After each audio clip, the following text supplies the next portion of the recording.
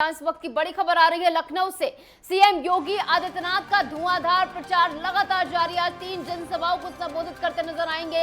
लखनऊ, अमेठी और फैजाबाद में जनसभा को संबोधित करेंगे। लखनऊ में राजनाथ के समर्थन में जनसभा करते नजर आएंगे। फैजाबाद में लल्लू सिंह के लिए जनसभा करेंगे और फिर आपको बता दें कि अमेठी में सीएम योगी और जेपी नड्डा की जनसभा होने वाली है। अलग अलग 2 स्थानों पर बीजेपी के जनसभा होने वाली है। जगदीशपुर और अमेठी विधानसभा में बीजेपी की जनसभा होने वाली है।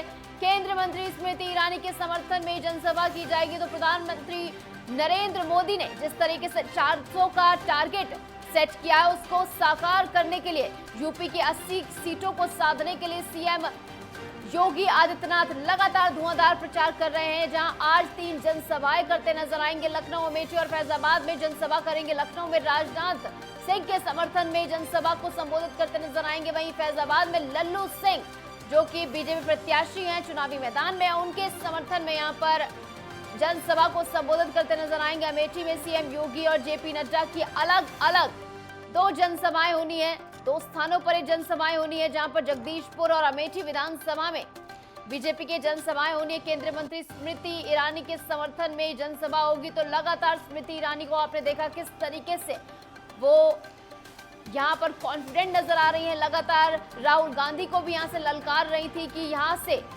चुनाव लड़के दिखाएं, बिना वायनाड जाए। हालांकि केएल शर्मा को यहां से चुनावी मैदान में उतारा गया है। अब देखना होगा किस तरीके से यहां के रिजल्ट्स देखने को मिलते हैं, क्योंकि लगातार स्मृति ईरानी के पास ये पॉजिटिव पॉइंट है, स्ट्रॉन्ग पॉइंट है कि वो जनता के बीच जाती रही है। जनता से उनका जुड़ाव जो रहा है अभी 5 सालों में वो बहुत ज्यादा मजबूत रहा है। और इसी तर्ज पर जो है लगातार स्मृति ईरानी जो है कॉन्फिडेंट नजर आ रही है और उनके समर्थन में यहाँ पर जनसभा को संबोधित करने के लिए सीएम योगी आदित्यनाथ भी आज पहुंच रहे हैं। धुआंधार प्रचार सीएम योगी आदित्यनाथ की ओर से किया जा रहा है। कल आपने देखा किस तरीके से रोड शो में भी प्रधानमंत्री मोदी के शामिल हुए और आज 3 जनसभाओं को संबोधित करते नजर आएंगे। इस बीच हमारे साथ हमारे स्टेट हेड राघवेंद्र प्रताप जुड़ गए हैं ज्यादा जानकारी के साथ। राघवेंद्र, देखिए, सीएम योगी आदित्यनाथ के कंधे पर 80 सीटों का जिम्मा प्रधानमंत्री मोदी की ओर से दिया गया और हम देख भी रहे हैं कि एक एक सीट पर जाकर सीएम योगी आदित्यनाथ तमाम समीकरणों को साधने का प्रयास कर रहे हैं। आज भी धुआंधार प्रचार उनकी ओर से किया जाएगा। लखनऊ, अमेठी और फैजाबाद में जनसभा को संबोधित करेंगे। क्या कुछ जानकारी? बेशक निशु, ये कहा जा सकता है कि खास जिम्मेदारी योगी आदित्यनाथ के कंधों पे है, क्योंकि उत्तर प्रदेश वो राज्य है जो दिल्ली का रास्ता तय करता है और लोकसभा की सर्वाधिक 80 सीटें उत्तर प्रदेश में हैं। आज सीएम योगी सुबह में पीएम मोदी के नामांकन में वाराणसी में रहेंगे और दोपहर के बाद से उनका लगातार कार्यक्रम अमेठी में और इसके अलावा फैजाबाद में और लखनऊ में है। और ये जो 5वां चरण है जो 20 तारीख को चुनाव होगा निशु, ये बेहद खास है, क्योंकि देश के रक्षा मंत्री राजनाथ सिंह लखनऊ से ताल ठोकेंगे। वहीं हम बात कर लें अगर फैजाबाद की राम मंदिर प्राण प्रतिष्ठा बाद से लल्लू सिंह वहां ताल ठोक रहे हैं, तो राम मंदिर निर्माण के बाद से पहला चुनाव है लोकसभा का, तो देखना दिलचस्प होगा कि हार जीत का आंकड़ा वहां पे कितना बड़ा होता है। वहीं बात हम कर लें गोंडा और कैसरगंज की, तो गोंडा के रहने वाले ब्रजभूषण सिंह हैं और करण सिंह उनके बेटे कैसरगंज की सीट से ताल ठोकते हुए दिखाई देंगे। इसके अलावा हम बात कर लें अमेठी सीट की, तो वहां पे केंद्रीय मंत्री स्मृति ईरानी ताल ठोक रही हैं। उनके खिलाफ कांग्रेस के केएल शर्मा है, किशोरीलाल शर्मा। देखना होगा कि अमेठी इस बार किसकी होती है।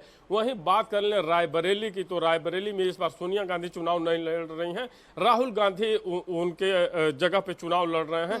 एक तरह से ये कहा जा सकता है कि रायबरेली की भी लड़ाई बहुत दिलचस्प होने वाली है, क्योंकि पूर्व कांग्रेसी नेता दिनेश प्रताप सिंह जो इस समय भारतीय जनता पार्टी में है और उत्तर प्रदेश सरकार में मिनिस्टर भी हैं, वहां की भी लड़ाई देखनी होगी कि कौन बाजी मारता है। इसके अलावा मोहनलालगंज की हम बात कर लें, तो वहां पे कौशल किशोर जो राज्य मंत्री हैं केंद्र में, वो ताल ठोके हुए हैं। देखना होगा कि इस बार मोहनलालगंज किसका होता है।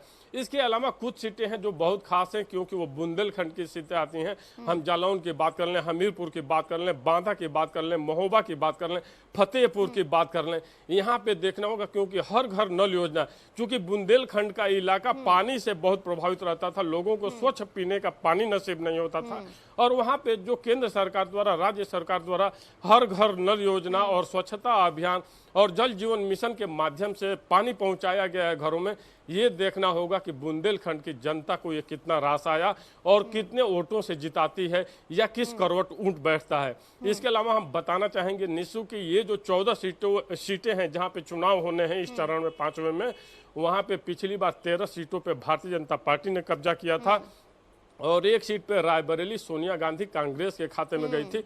तो अगर पूरे समीकरण को देखें तो भारतीय जनता पार्टी काफी 20 नजर आ रही है।